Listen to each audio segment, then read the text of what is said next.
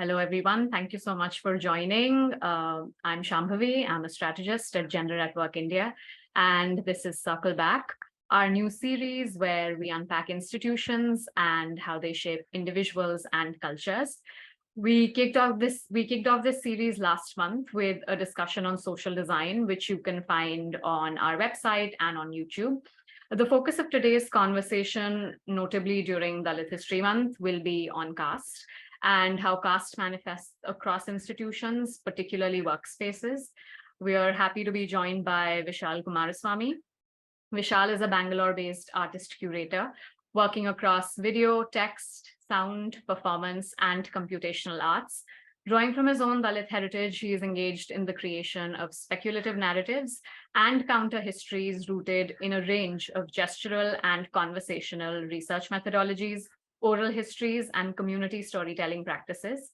Vishal has an MA in photography from Central St. Martin's, London, and his works have been shown at the Venice Biennale's Research Pavilion, Athens Digital Arts Festival, CCS Bard College, among many others.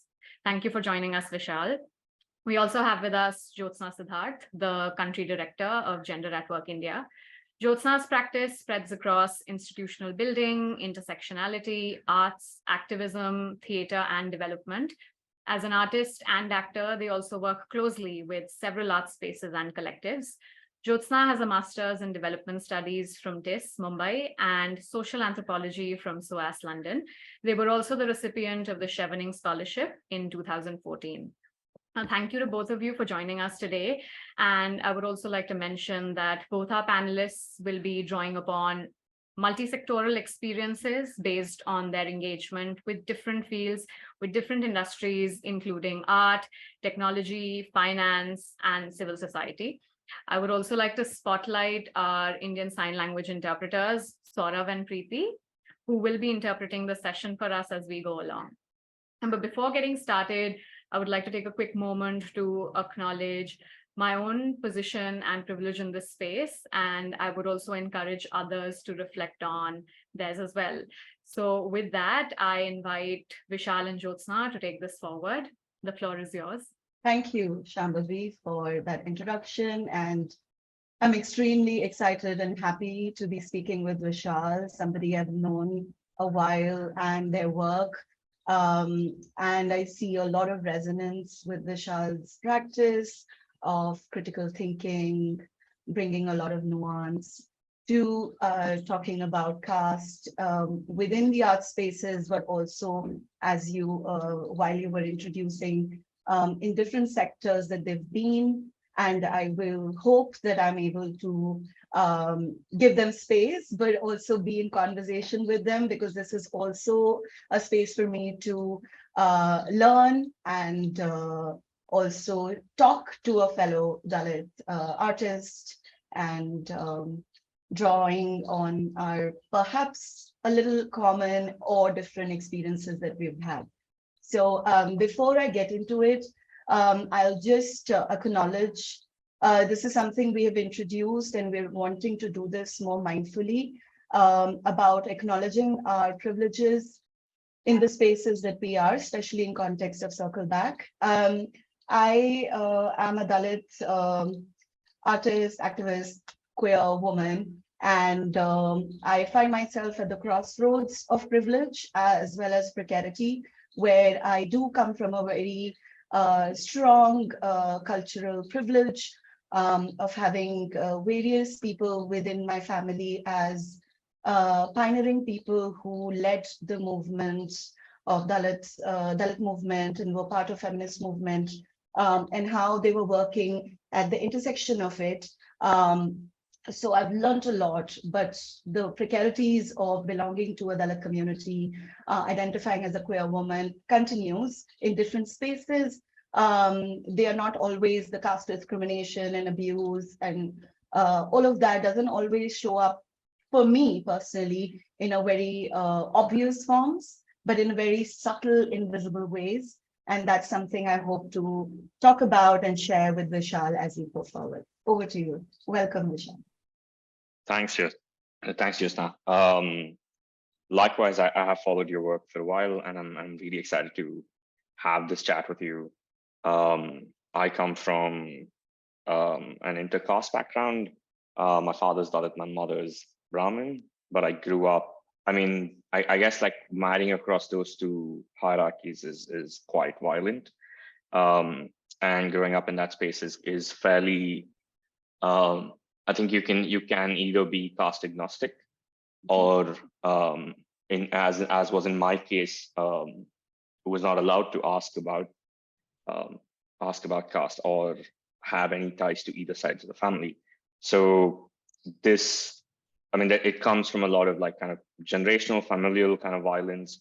The kind of spaces that I grew up in are fairly urban. I am second generation educated in my family, my father being the first. Me and my brothers are the first generation to have grown up outside of like sort of caste ghettos and caste villages. So I do recognize that I come from quite a varied, varying levels of both social, economic, and in some ways, I guess, like educational privilege. I've had the opportunities and somewhat the luxury of choice, which isn't as freely available to other members of our own community. Coming to identify or begin to reckon with identifying myself as Dalit came about from a conversation with a fellow poet, a fellow Dalit poet, Chandramohan, when I was doing a residency with him. And these questions about alienation and these questions about what seemed to be common knowledge, but somehow was not common knowledge to me because I didn't grow up with those family histories or learning about what my positions were, but was somehow apparent in whether it was my father's sort of village name or like the location that his side of the family comes from. It kind of just came through really trying to understand that this sense of alienation that I'd felt in multiple spaces wasn't unusual. It was not something that was, it wasn't all in my head. I wasn't really going crazy. It was something that was there and valid and palpable. And it started to kind of really make sense for me about what it means to really own up to the location that I was born into, and what does that mean to also ask questions around just my own family history, and then through that process, understanding how that affected everything I'd done until that point, but also how it's affecting kind of my own art practice and just piecing things together. And I think that that's something that that I've slowly been also going through as I'm also like learning more about caste. I'm also just kind of understanding why things are the way they are in my own sort of personal life. Thank you, Vishal, for that. Let's begin this conversation, and I want to ask $1 million question. Perhaps this is something that has already been asked before many times, but how do you think that caste operate and manifest itself within institutions, especially at workspaces, especially when you're coming from a sector of having worked in finance, technology, and now you find yourself in arts? Is there any difference? Are there any parallels? How have you personally experienced, and also as a member of the community, how do you see this operating across different workspaces? Art also being a workspace, never really seen as one though, but what are some of your insights and that you would like to share? Mm-hmm. From my own sort of individual experience, but also both as a first-hand witness to my own parents' experiences as well, and the kind of like institutions that I grew up in, which is like the government of the country and the government of the state. Both of my parents were in the government, in the health kind of department, which also meant that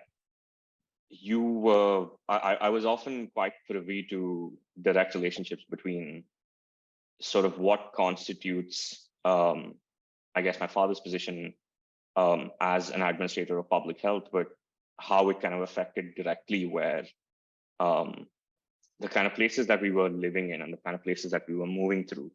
I guess that was like kind of my first experiences of an institution, was that I grew up in my parents' offices. I didn't, we didn't really have the luxury of going to play schools or anything like that. So it was very much kind of like this way of looking at an institution that is meant to, in some way, be egalitarian. It's supposed to be serving everyone, and that it wasn't. And that was kind of, I guess, like some of the early childhood experiences. But throughout like kind of college and school, like I went to a former British convent, which was only accessible because my parents were government servants. And I think that is kind of like the first time I was able to see um, the fact that I had more in common with a lot of friends who were Christian and Muslim, and who actually were Dalit Christians and Dalit Muslims, particularly because class was kind of a big unifying factor for all of us to form those bonds, because we had those similarities. But I think I only really started to understand it as something that is structural maybe around the time I started working in finance. I think that is around the time that I could see that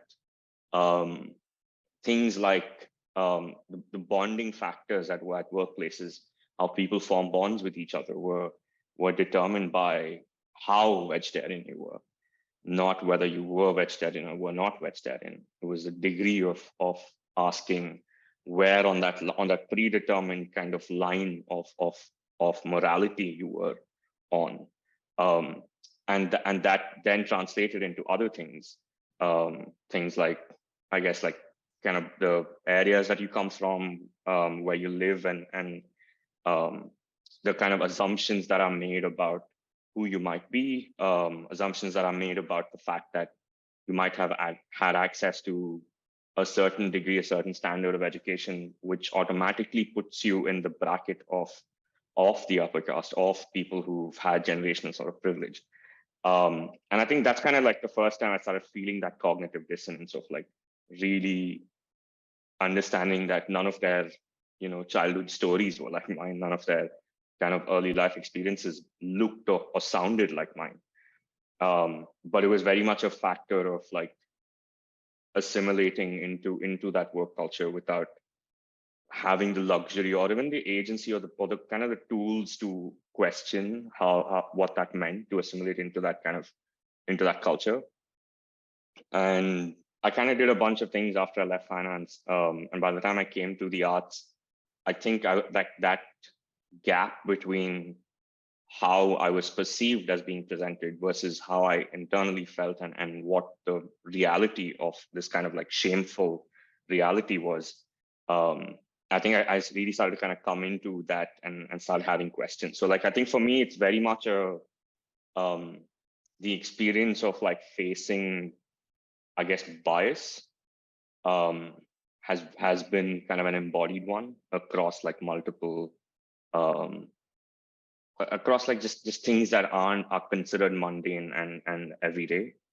But the flip side was, in the case of like coming out and saying that I am Dalit, meant that it changed and suddenly ejected me from spaces that I was, previously in, or in groups of friendships that I was previously in. So yeah, I've kind of like, in a weird way, I've been on both sides of that, I guess, that divide in some way. But I did want to ask, like, particularly because for me it was a very, you go to college, you get a job, and then once you have a job, then you figure out what you want to do in life. And I had the luxury of quitting and then taking time out to figure out what I want to do. I followed like a lot of your practice over the years, and I really wanted to understand, like, what is it like kind of growing up with having that kind of caste consciousness, as opposed to, for me, coming to it like, very late as an adult, like in my late 20s coming to it, and then doing like kind of a backward, trying to trace back the history versus kind of growing up in that movement. Yeah, thank you, Vishal. A little bit of resonance with what you were saying, that growing up wasn't really in play schools. It was more in seminars, workshops, because I was always escorting my mother, or were in a way didn't have options I mean, yes, I have spent time in creches and in other people's homes. And that's what is really interesting, because I think a lot of my caste consciousness came much later. It came sometime in school, when we were had to give our last names in the school board examinations, and teacher had asked in the class, okay, so all the scheduled caste children raise their hands, and I did not raise my hand because I was embarrassed, and I thought like, wow, these guys are so brave, they're just raising their hands, and I don't want to do that. My family also used to run a newspaper. It was called Abhimukh Nayak. And this was the first paper that was run, published in 90s, which used internet. And the editorial board was also extremely intersectional. So there were people from upper caste community, there were people from Adivasi, Dalit backgrounds as well, running the paper together. So for me, and another thing that I want to share is that, at that point, I don't know if there was a lot of, if the terminology of commune existed or was talked about, but I feel very privileged to have been raised in a commune of a certain kind, where it's not like I was only raised by my mother, because my parents separated when I was very young. And a lot of people within the Dalit movement, within the feminist movement, actually came forward, took a space to also, help me with my homework, or do those things, or drop me to school because my mother is unable to. So there were a lot of this interaction within the Dalit community, with the upper caste community, with Bahujans, with Adivasi members. So for me, I have never really understood caste as this siloed thing which only Dalits have to fight. And I feel that because the power rests with the dominant caste folks, with the upper caste folks, it's their labor more to actually be invested in the lives of marginalized communities, and not just seeing them as folks who are just there either to be identified or brought into the mainstream, or, like put them in a curatorial, because now we have like this tokenistic aspect of how many Dalit folks are there, right? All of those things. I think my understanding has always been, I want to make this world a better place to live and inhabit, and actually practice what we preach. So it's not just about saying, oh, I'm a compassionate person, or, all of that. How do I see that in work, in practice? And that's extremely hard to do. It's an everyday work, it's an everyday practice. But there are folks who are doing that. I'm not the only one. This is not my own practice. I've learned from incredible people who are Dalits, who are Bahujans, who are upper caste, who are Adivasis, who are feminists. So how do we kind of learn? So I don't know if I'm responding to your question, but my growing up was already like that, and which is why I feel so privileged to, all the people that we talk about, we look up, all of that, we want to learn about them. All of those people I've grown up with. So for me, it's not about actually writing a piece on Dalit History Month about Kumud Pavre, or, there are many, many folks, Urmila Pawar, and many other people, because these are people I've known personally. And that is a huge privilege, which is seen now. Now it is seen as a privilege. But these were just people that belonged to my community and were fighting for their rights, and fighting and writing from their own experiences. Today, they're seen as like the who's who's, which they are, and must be seen like that. But they're also people who were fighting for something. And I feel that's where we do need allies and people who rally with us, for us, and not kind of seeing as this sort of tokenistic savior exercise that, oh, I need to, are we willing to treat people as equals? Are we willing to see people as equals? And which means really living with them as equals, and not just saying that, oh, you're Dalit, so, yes, of course, there are certain things, like you were saying, that our experiences have just been so different. And I'm also learning after many years of being in therapy, being practicing embodied practice, learning from somatic practice and many, many other aspects that I continue to work with. There are many, many tools I work with because I feel that how do I make sense of my life, which in the sense that I do enjoy a lot of freedom and privilege and I work very hard for it, but I am not even the representative of the community because 99.9% in people in my community do not have that. So how do I open up that space for them and really work with them and not just seeing them as, oh, now you need to be celebrated because you're so and so. I think work speaks for people. So how do we kind of allow the work to talk about ourselves rather than the other way around? I don't know if I answered your question, but some things that came to me when you asked. Yeah, thank you. Actually, that kind of brings up another, partly something that I did want to ask was just about, you mentioned, the process of being allies. And something that I guess like for me is a different position personally is that I keep saying that allyship is a myth. And I think there's particularly, I think when I say that, I mean a particular brand of allyship is a myth.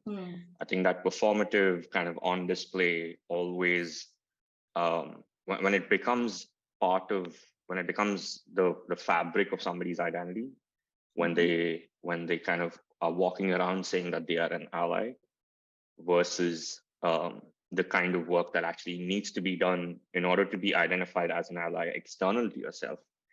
I think I see them as two very different things. I see them as two separate things because of the self-labeling of someone as an ally is very much a patting their own backs kind of situation versus I think being recognized by the community as being an ally. I think like that's kind of like I felt what you were talking to specifically. Also, just kind of growing up with the kind of exposure to that kind of intersectionality of really seeing what allyship means and what does it mean to put both body, mind, soul, all three things, not just both, but like all three things on the line for the cause because they believe in the cause.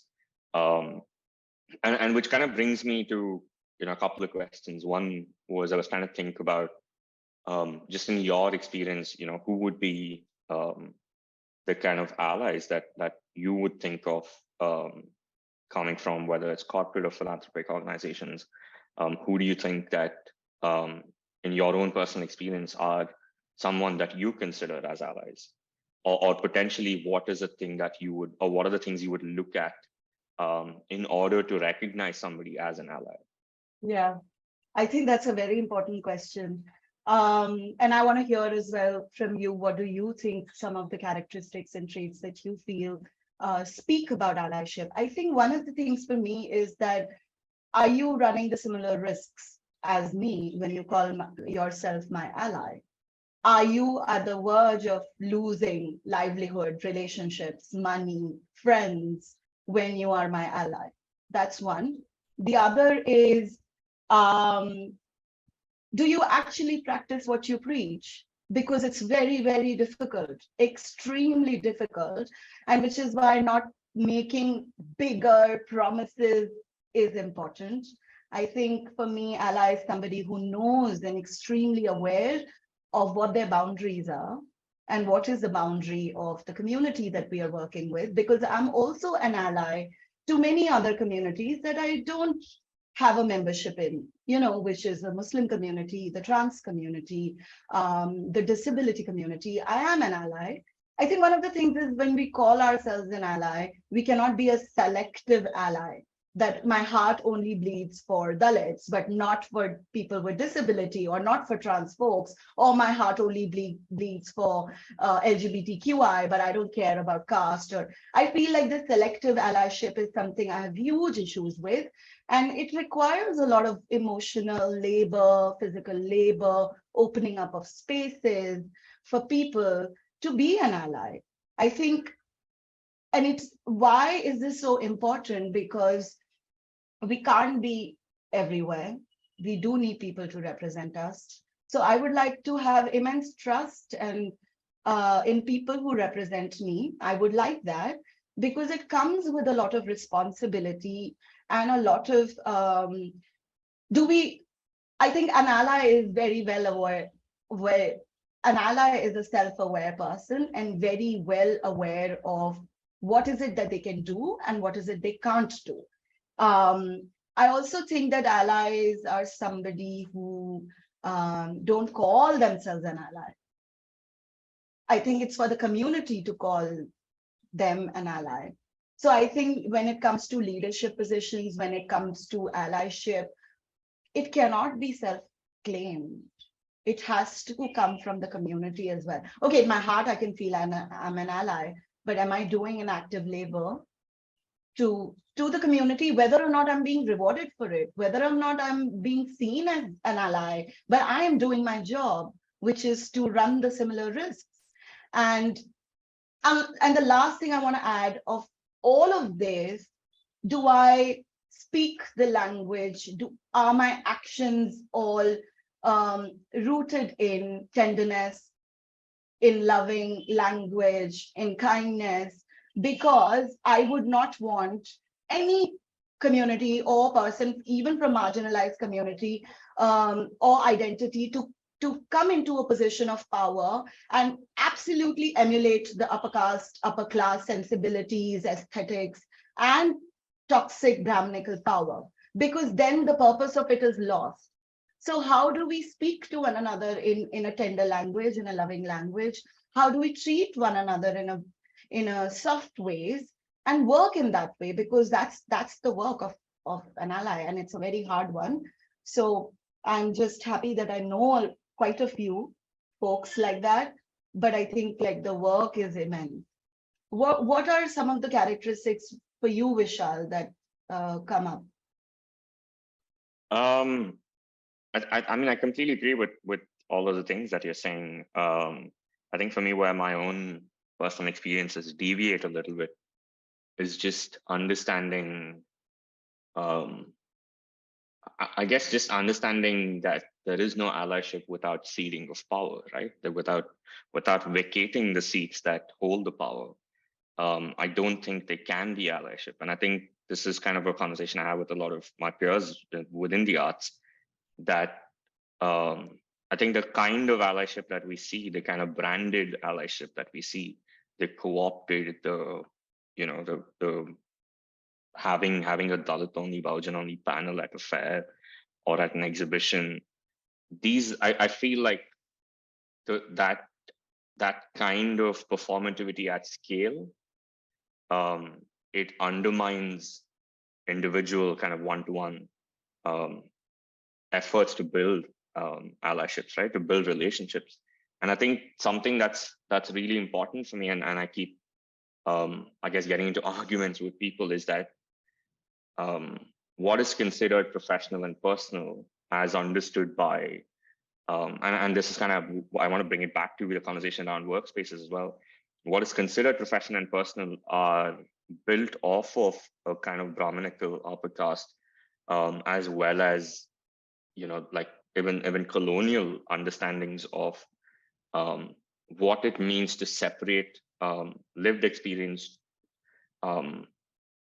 with, like, separated from I guess a duty to perform, a duty to behave in a certain way, a duty to carry yourself and walk through certain spaces in certain ways. And those, I feel like they don't really serve the purpose of one, for folks like us moving through those same spaces. And when people do try and build allyship with us, I think that there is an effort to kind of keep it professional versus keeping it personal. And I think this is kind of where the experience of being in communities like ours differs vastly to being in kind of individualistic, Brahminical kind of upper caste, but also just like, the accepted, I guess, like worldview of dominant groups anywhere. kind of understanding that in order to move forward, you need to, I guess, put people down, but also that conflating the personal and the professional are somehow sacrilegious. And I don't think that is the case, because without understanding that you have a duty of care towards your fellow, whether it's your peer, your colleague, whoever it is, but also just to people in your own community, without recognizing the fact that you have that duty of care, kind of like what you were talking about, that tenderness and speaking with care and love.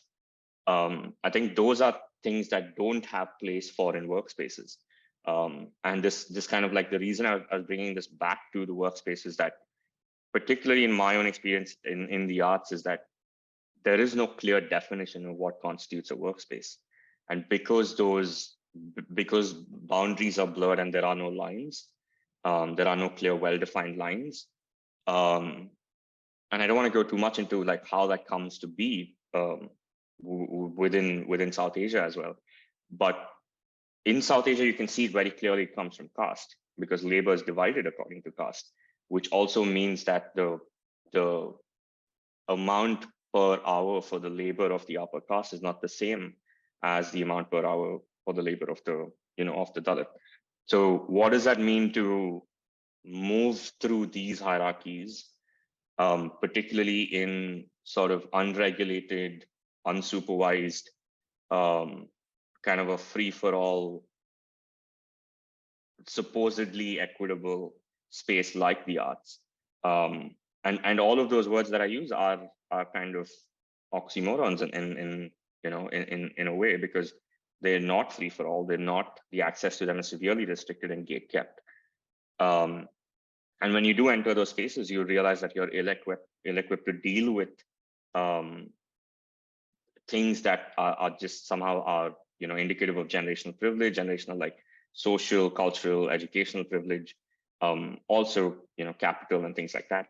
But something that I wanted to like really think and maybe focus on specifically was just thinking about, particularly as we're talking about caste and in the workspaces, what the kind of discourse we see happening both from folks from our own community, but also just, I guess, the discourse in the public domain, where we're talking about the ways in which, I guess, caste manifests itself. And I really wanted to kind of hear about your experiences in terms of what is it mean to kind of either confront or combat those, even just those conversations, not even going as far as dismantling the systems, but just even like combating the conversations itself. What has your experience been like within different sectors and different institutions that you've been part of? Yeah, I mean, thanks for that question. I think just on the onset, I want to share that, Gender at Work India is an organization, I feel, which has worked a lot in the domain of institutional building, institutional change. And I feel extremely privileged to be representing this organization. One of the reasons is because it has a legacy of having worked and really thought through institutional processes, systems, all of that I still learn. I'm still learning, and I think it's so interesting because I don't know of any other organization within India who would offer a role of a country director to a Dalit queer woman when the organization also doesn't work on caste.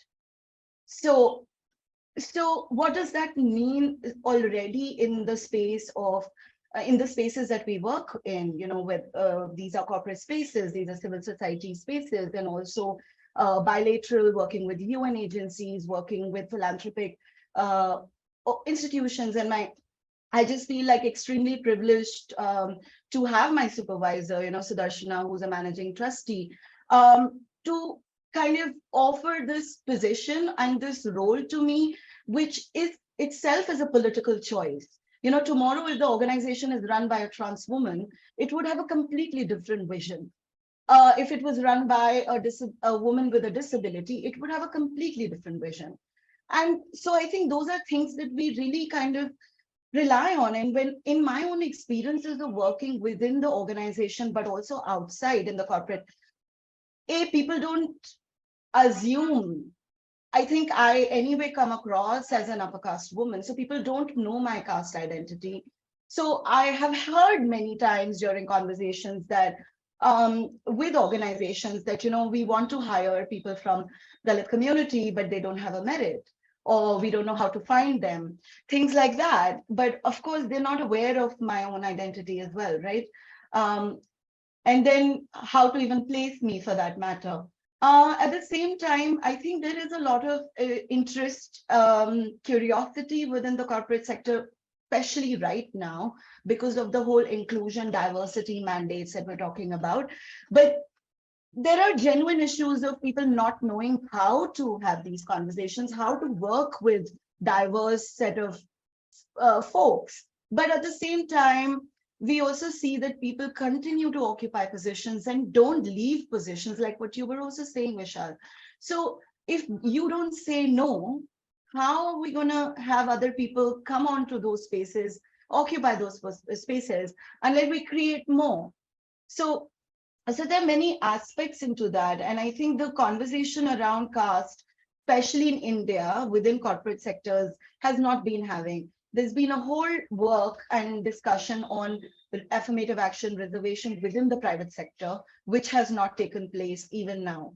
So these are things that I feel that, even within the arts, take an example of Kochi Biennale, or there are many, many other institutions, right, where the labor is constantly performed by Dalit folks, by people from marginalized communities, but the artists and curators are upper caste.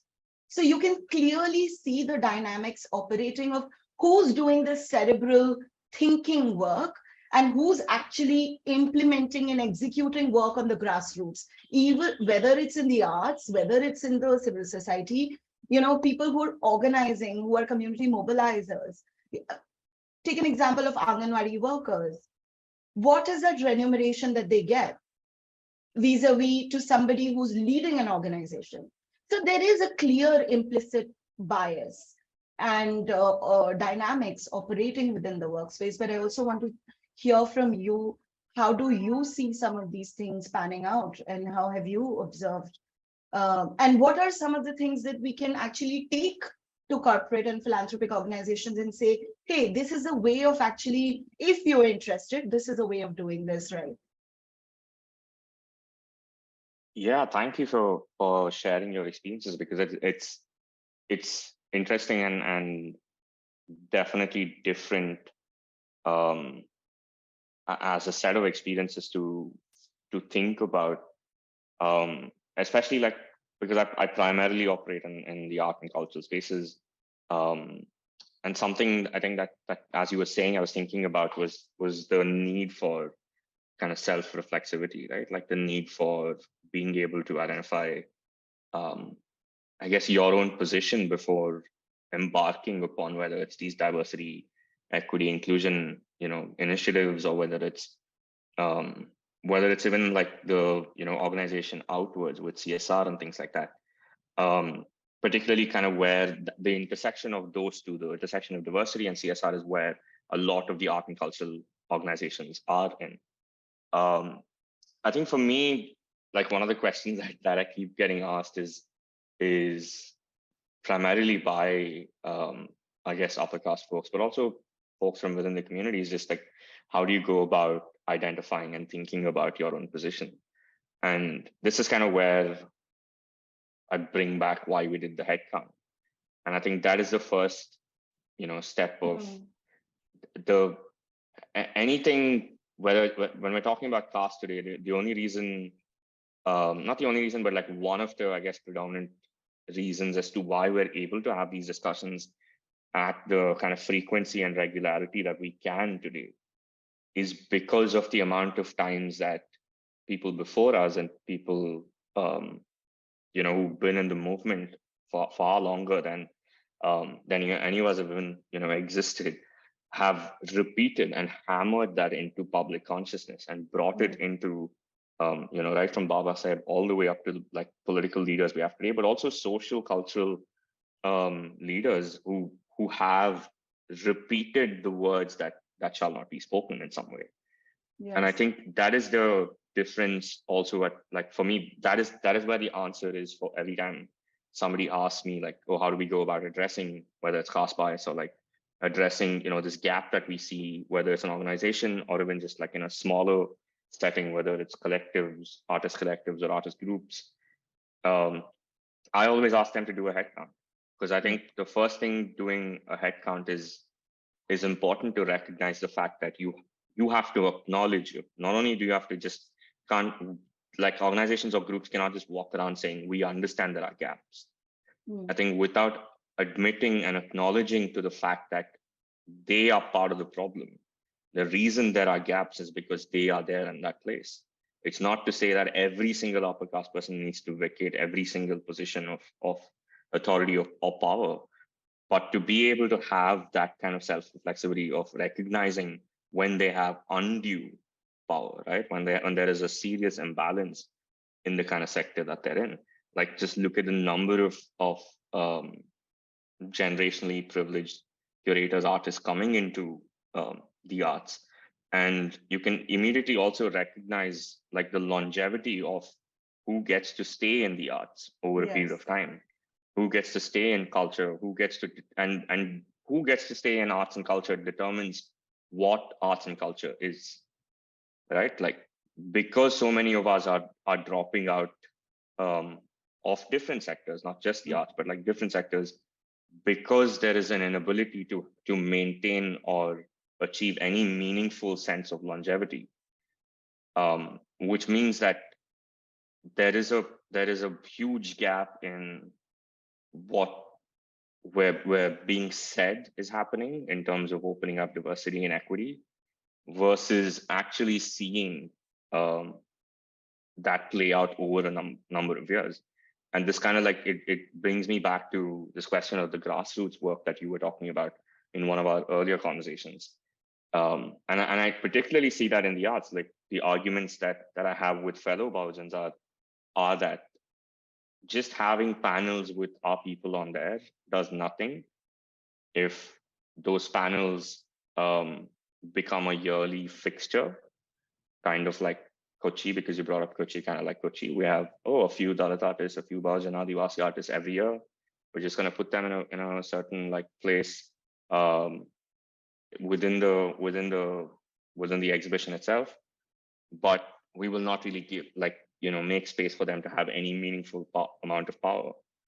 And it's the same with most organizations, most curatorial or artistic practice as well. Even so, within the community as well, like when what you were talking about earlier about trying to replicate kind of Brahminical forms of holding on to power, of holding on to the positions that you might get to. And for me, this has been a learning experience and understanding that my own practice is very much concerned with building pipelines and not positions and not walls. Like, it's not about like just saying, okay, I'm going to bring in 1 or 2 Dalit artists, and then I'm going to build a wall around all of us so nobody else can enter. Versus, if I get an opportunity, what is the space there to make sure that one more person from the community is able to access that opportunity? And I think that is the kind of like learning that I have had from, just kind of watching and learning from like the Black radical tradition and understanding what it means to truly cede power, even when you might be part of the population that doesn't have any. But every time you come into a position of power, the minute you say, I'm going to accumulate and not distribute, I think that's kind of where the kind of distinction lies for me. And I think that is also where I have found in my own personal practice, even with the show that I'm curating right now, at a very public civic space in Melbourne, is that is the only way that I've found that institutions are able to be held accountable by saying that my position will always be at stake, and it needs to be. So does the position of whoever's at the top of that institution. That position needs to be at stake. Like, if there is nothing for them to lose, if there's nothing for me to lose, there is no way that equity will get built into anything that we do. So for me, like, I wanted to kind of like bring I guess part of the discussion back, and I'm conscious of the time, that I do want to kind of understand, because you're an artist as well, and you work within art and cultural spaces, particularly in theater and performance, and which are superbly, I guess, enmeshed with caste politics far more than, I guess, like the visual arts are. Because in history of like us understanding contemporary art and just the art world, so to speak, visual arts is fairly nascent, versus like thousands of years of history of theater and movement. And I just want to kind of like hear from you, maybe before we open it up for questions, just what are the ways in which that you either seen, or maybe you haven't seen, measures of accountability in those spaces? I'm laughing because I'm thinking, where do I even begin answering this question? You're right in saying that there is, within the arts, of course, there's so many different kinds of forms and formats and structures in which we make art or respond to situations through art. When it comes to performance work and the theater work, I think one of the most important things is about body, right? How is the body seen? How is the body desired or consumed? Because we're so used to seeing Brahminical bodies performing, whether it's dance. So there is a sense of aesthetics already. There is a certain kind of body type we prefer already. It is there in our subconscious, in our DNA, very much so. It doesn't matter whether we're Dalit or upper caste. I think we're all conditioned systemically through some of these sense of aesthetics, right? When we see a beautiful woman, fair complexion, petite, skinny, performing Bharatnatyam or any other kind of dance or performance work, we immediately, lean towards it because that's familiar to us. It's also part of the unconscious bias that we work on as well. But it is an extremely difficult space, because I also think India is not a country where people understand performance or contemporary performance, even though we have fabulous performers from different kind of socioeconomic locations.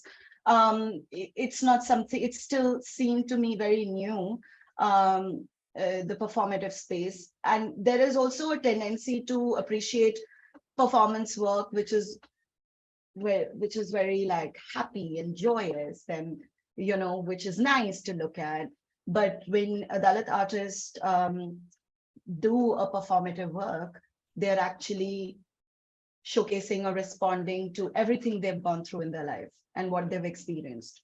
So it can, if their life has been dark and gloomy, I don't know where they can kind of bring this joy and humor and humility or whatever in their performance. It is violent, it is dark, it is all of that. That's been the reality for most people, right? So then that not kind of singing as art, and the low art and high art that we were speaking about also. I think they're very much so, like, like Nritya has been talking about caste within the Bharatanatyam and dance. And that is an extremely important conversation to have, because it's so interesting, Vishal, like how performance theater actually began with marginalized communities, whether you go into the history of Nautanki or like, all of that theater, how they've emerged before film and cinema came in. And what has happened over decades, that performance and theater has completely been snatched away from marginalized communities. And now them having to fight to claim space in it's like almost like a boomerang or like a deja vu moment, right? So that it's kind of seen like now I am wanting to have my space in the mainstream, but it's actually not. I have a history, embodied history of belonging to the community, which did performance, which did entertain communities, because upper caste women were subjugated in the families because their role that was seen mostly was to reproduce a pure, generation. So they were not allowed to even be in public spaces. So women who were in public spaces were Dalit women, were Adivasi women, were Muslim women who were already seen as loose, characterless, right? And they just kind of occupied that space. But over the decades, the space is completely being snatched away because there is the hyper capitalistic spaces now and the whole Bollywood and all of that entertainment cinema spaces where where you're seeing trying to be validated from the mainstream. And I feel that that's not what I'm trying to do. Actually, mainstream is as much as a space of mine as much as it's a fringe space, right? But where I choose to locate myself is again my agency, and that's so I feel like marginalized communities and people coming from them, especially artist performers, but even like people within the corporate sector, within the civil society sector, they don't have to claim, they already have a space, which they just need to be mindful of and know that their presence and their work is important, whether or not it's rewarded. I had so many questions for you, Vishal, but I'm also mindful of the time. So do you think we can open up the floor to questions? Hi, thank you so much for the interesting talk. I just had a question about what is your opinion on people from dominant caste locations working on oppressed castes as their subjects, be it in the academic world or the art world as well. And it is a contested topic, so I just wanted to know your opinion that how they can work on it and to what extent. So yeah, thank you. Go ahead, Vishal. Yeah, I think it is the reality of the kind of environment that we inhabit, right? Like I can probably me and a lot of other Belgians who are out and self-identifying. I think we can probably count how many of us are there in these public spaces, and how many of us choose not to be identified in that way. And I think that is about exercising the right to like it is about exercising our own autonomy in some way. But I think for me specifically, like this it comes to there's two parts to the answer for me in some way. Like one is the kind of aesthetic critique of who gets to work on what and who gets to talk about or speak to what subjects. And I think the aesthetic or answer is very simple, is that if you're not from the community, you shouldn't be doing it, which is the crux of the problem for me, that I don't think it's possible to simplify and reduce anybody's experience, irrespective of what their caste position is, to simply to only their caste position. I think it also I think the demand has to be particularly from the community that's on the receiving end of the question that you ask. If it is a dominant caste person who is, or a dominant group person who is, whether researching or working with artists, I think the question becomes about what is the level of labor that is required to even match, just to begin embarking upon that journey. So for example, if there is an upper class curator working with a group of, let's say, Dalit artists, this is not even fiction, this is not even a hypothetical example, this is a thing that happens regularly. I think the amount of labor that is expected of those who are generationally privileged, I think has to be disproportionate. It has to, this is kind of like talking about affirmative action and all of those things, but it has to be disproportionate to the amount of labor that is expected of the artist in that case. The curator holds the position of power. They are in the position of making decisions that affect everybody else's lives. So the amount of labor that needs to be performed by the person in the position of power, whether it's a researcher going into a community and saying, particularly with gender, this is the thing that we see happening a lot. There's a conflation between gender, caste position, and the amount of power somebody holds. The amount of labor required, and I keep saying the word labor, is because I think there is a lot of education that needs to happen before embarking upon the journey of anything, whether it's engaging with Dalit artists or curators or anybody from the community, but also even just as a researcher.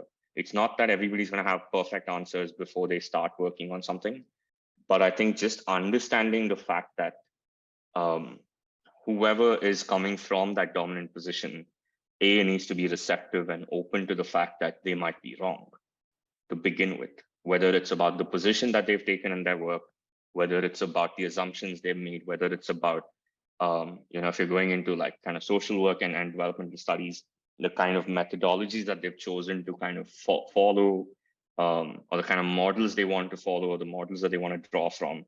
I think to understand that what we consider as any form of gospel, anything that is already considered as knowledge that is a given.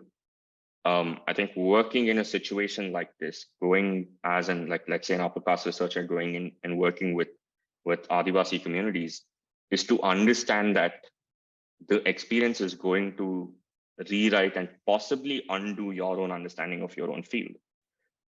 Because for so long that all of these fields have been written by people in dominant positions.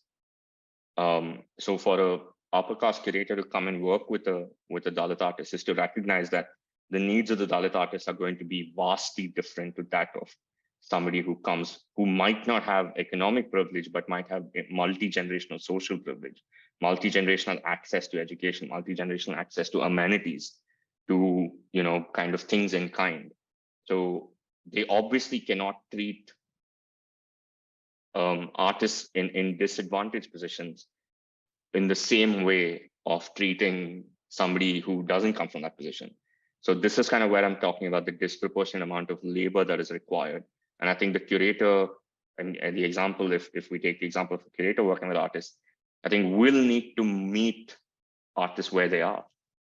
And that requires a lot of education, that requires a lot of learning about what the material realities are.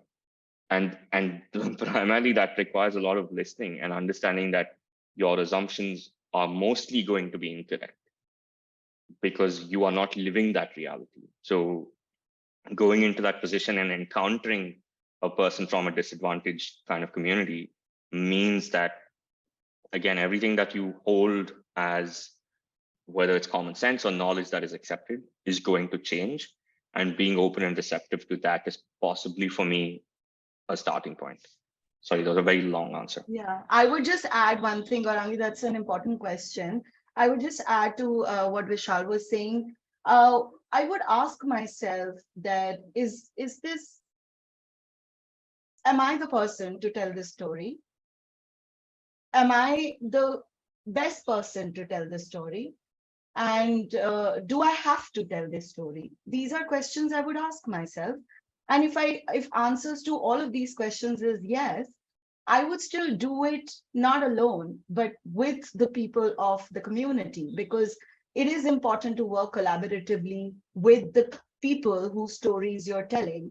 Otherwise, it is a tokenistic exercise. And it is important that you do it in a collaborative way where you let the story emerge through interactions of yourself with the community members. If one is only doing it because I found now caste as an issue to talk about, which of course upper caste folks must, and everybody must. But where do I am I asking these really important questions to myself first before I embark on that journey of telling stories of marginalized communities? Not again to say that you cannot, of course, anyone can, and it is important. I mean, we can't just tell our own stories, right? We also have to tell other people's stories because that's how the society functions. But if I would need to ask myself that if I'm working on a play which has a story of trans people, but I don't talk to trans people, I don't cast trans people in the play, I do not speak to them, but I just tell their story because I feel like I want to tell a story of a trans person. Is that really fair? So I think some of those decisions we have to make, and we only make those when, as in when we work with the community, and some of these things are learned through doing. So I think it's also important to do more than we think as well. Okay, let's take Shazia's question, Vishal, if you want to. Yeah, sure. I think it's an incredibly familiar kind of experience for me as well. I do know Shazia personally, and I am quite aware of the kind of spaces that we operate in. But I think it's an interesting it's an interesting question just because it one points out like duplicitous nature of organizations, particularly when I guess power is not distributed evenly, or forget even evenly, whether it's not distributed beyond a certain group of individuals. I think for me, it says when you find yourself given an opportunity, but later it's clear that it's a tokenistic position. Do you find it's better to leave or to make a choice to stay, to make whatever impact you can? I think this is kind of where I asked, at least into myself, when I've been in these positions, I've asked if it's a question of survival or it's a question of ethics. And I think sometimes for me, those two things tend to not have the same answer, simply because I was saying this to Jyotsna, it's like, well, a lot of social activists, but also a lot of people in the arts that we know are not waking up every day trying to figure out how much money they need to make this month in order to afford things. I think that is where a position like what you've mentioned becomes a question of survival versus a question of ethics and morality, particularly in the way that we think about ethics and morality as is understood widely or accepted widely. I think the principled answer would be to walk away from something like that, which I have done, and I'm not saying that there aren't detrimental kind of effects to that it's not detrimental to your career in some way. Like I've been saying, that I'm based in Bangalore, but I don't really work with organizations in the country. And this is why. This is literally the reason why I choose not to. But I don't have the luxury of the same choice when I work with an organization elsewhere. So for me, it's also about weighing, like, where I guess, like, what the opportunity actually signifies to me in some way. Particularly as like emerging artists, we don't always have the luxury of choosing where we show and what we what organizations we are invited into. And I think it's very easy to say that we have to make a judgment call and an ethical call right at the outset. Versus in my case, in a situation like that, I would probably not return to the institution, but I would see the work through, simply because that is reflective of my own labor into that process. And I think this is also that it just goes back to that thing of aesthetic critique versus actual like lived reality and practice. And I think aesthetically, it's very easy to say, oh, you're like associated with this organization, so I can't take anything you say seriously, or like, I can't obviously think you're an ally, or I can't obviously think you have the same ethics and principles as me, versus understanding that 9 out of 10 times these are these kind of like incidences are occurring because these incidents occur because of that kind of disproportionate power dynamic. But I think it is that personal kind of judgment call, right? Like, yeah, so I don't know if that answered the question, but at least in my own experience, when I've been in that situation, that's kind of what I've done. I've seen the work through, and then I've said, I probably will not work with these people again. It's happened even when I've had very successful encounters with people where I've said that I think there are certain things that they met from my own sort of personal barometer to what an institution should be like for me to work with them. And a lot of times it's also about learning by doing, like what Jyotsna was saying. Like I've done something with an institution and realized very much like what you're saying, that you've realized it's a tokenistic position.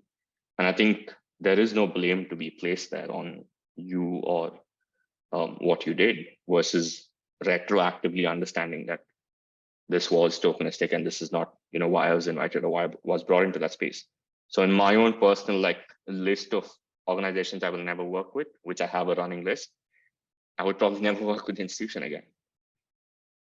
I will just quickly add to what you were saying, Vishal, is that I think it's also important to understand, like what Dhruvo says, Dhruvo Jyoti says that begin with the token, because if you don't even begin with tokens, some of us may never find spaces in different spaces that we want to be.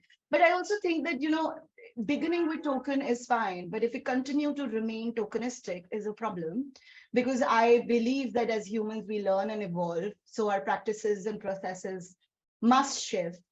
Whatever decision I'm making is true to when I'm making it with the knowledge that I have now. Maybe 5 years later, 2 years later, I will make a better decision. And I think that's the point. As a professional, we should know the responsibility that we have with every single work that we do or every single word that we speak. So, I think also I would ask this question, Shazil, to also folks who've gone to now NMCC, right? And like a lot of artists who are now seen at NMCC and places like that, I think some may call them complicit, some may call them problematic, and some may also feel like they're doing what they're doing, right? I think it's important to know where you are in your position and in your life with respect to the work you're doing and what would help the collective and help the larger society. And you make decisions from there. I think we fall into a trap when we're trying to make politically correct decisions based on morality and ethics, and we feel like, oh, this is the right thing to do, so I will only do this. I think we have to be a little brave to understand what is it in the interest of the larger collective. And if we can take decisions from that space, perhaps it might give us a response which is fair. May not seem like fair to everyone, but might be a fair response. If we have time for one more question, would anyone like to go ahead? I think Oneza, because she's written a long response. I'll just read it out. They're saying that they're a screenwriter with the privilege now to be a writing lead, and that they often run into situations where when they propose representation in the writer's room or suggest funding films or series projects by Dalit artists, these proposals are ignored or shut down by upper caste directors and producers. And in situations like these, Oneza is trying to figure out what is the best way to write, because they don't write upper caste stories or characters, and they don't know how ethical it is to write Dalit characters because they aren't Dalit. So they're just sharing a comment that they're also worried that if they don't include these characters, they will only further upper caste cultural domination. So they're just expressing that dilemma. And I think if both of you would like to share a comment on that, something drawing from your own experiences of, navigating similar, conundrums when you're working.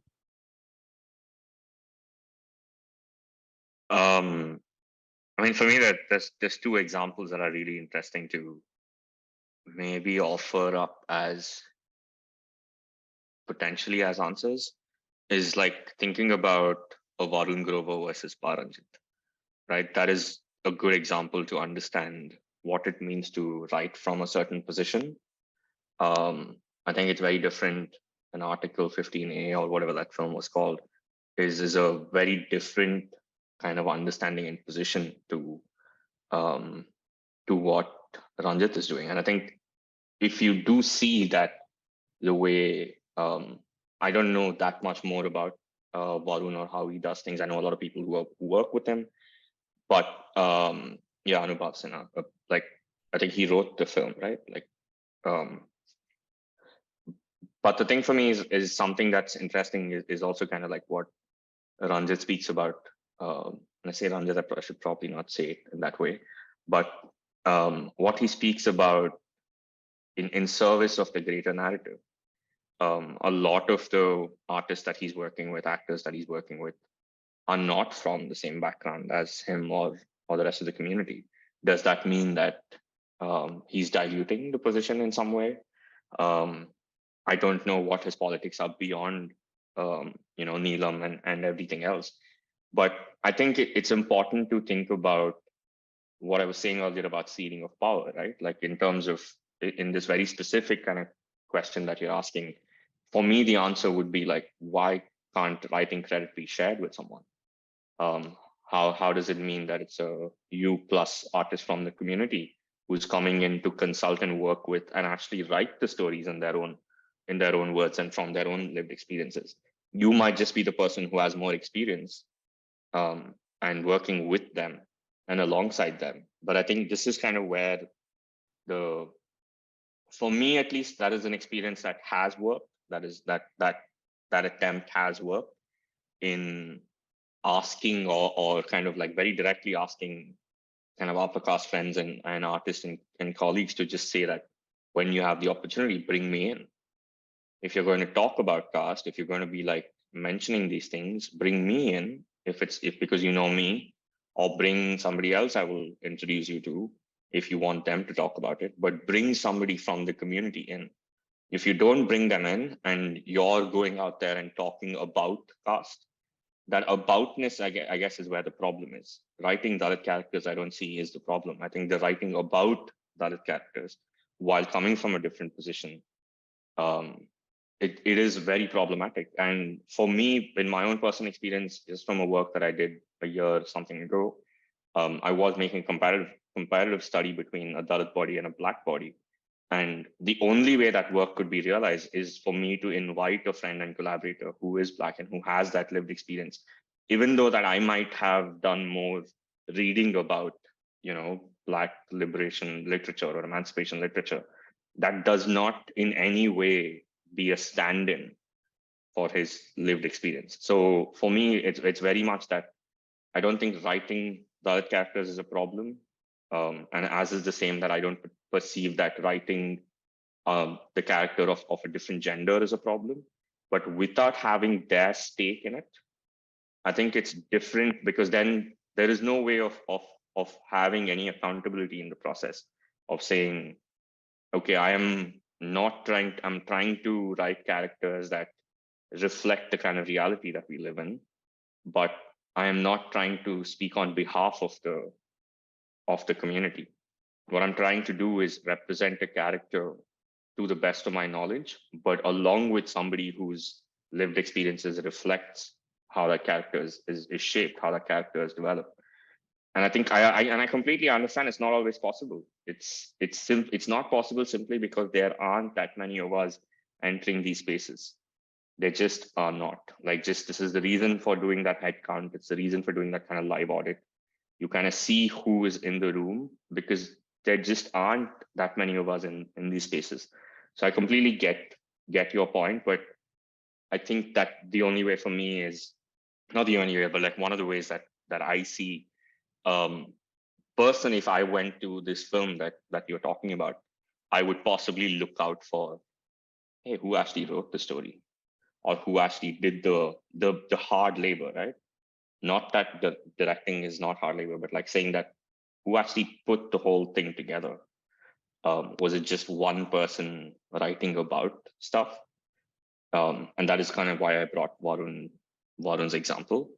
Versus, is it a collaborative process? Is it a process where power is being shared equally? Is it a process where power is being ceded? Which also means that a lot of times that you might not be the person to bring representation into the writer's room. I think your position might be that you are only maybe opening the door and holding the door open. And I think those are two different things. I think just opening the door and letting it shut behind you is not helpful. I think holding the door and holding it open long enough for somebody else to come through then they have agency. They will figure out what representation looks like. And I think for us also to think about that these are somehow problems that we need to solve, which is an issue that we face with like talking to upper caste people who seem to have like the weight of the world about representing, all kinds of caste groups and all kinds of genders into things that they're working on, is to realize that a lot of times it's just not their place. It's not their place to be doing that work. We're fully equipped to doing this work ourselves. It's the fact that we're not in the space that's the problem.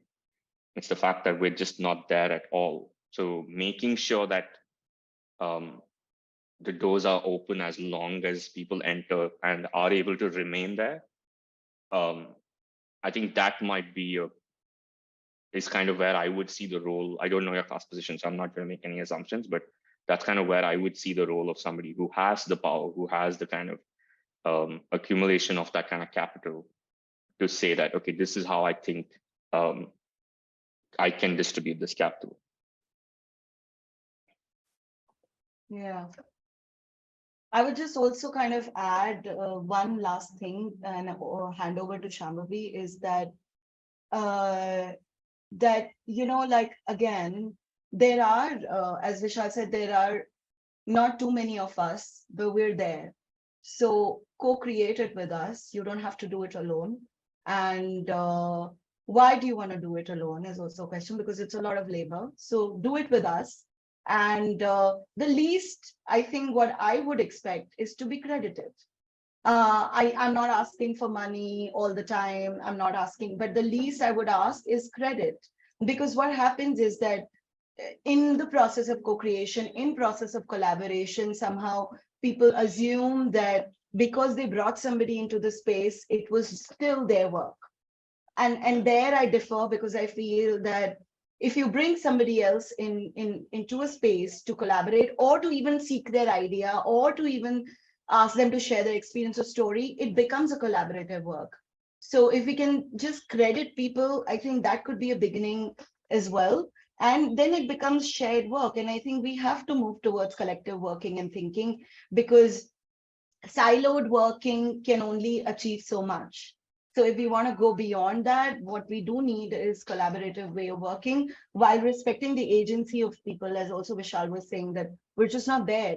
We will do it, but it's also not in conflict and competition with you, with the upper caste folks. I think that sense of competition is perhaps so much more an upper caste anxiety. That is not what, because there is enough and more for everyone. So we have to kind of operate from that space of abundance and lacking, and see it as all of us working towards something and not against each other. And that's a shift we need to perhaps get to. Over to you, Shambhavi. No, but thank you to both of you for answering those questions and for having this ever important and timely conversation. I really hope that this whole interaction, also the Q&A, can really add to the kind of work that many of us are trying to do, both individually and collectively, and maybe help us identify better ways of being allies, and which I think applies to most of us here who were present for this conversation. Thank you to Saurav and Preeti for interpreting this session effortlessly, and thank you to everyone who joined us. We are really happy that you stayed on till the very end, and if you have any comments or suggestions, please feel free to reach out to us on email. I have shared the email ID in the chat box, and we will see you very soon next month. And in the meantime, this conversation will be available on our social media and on YouTube in the next few days. So thank you to everyone who joined us for this conversation, and we'll see you soon.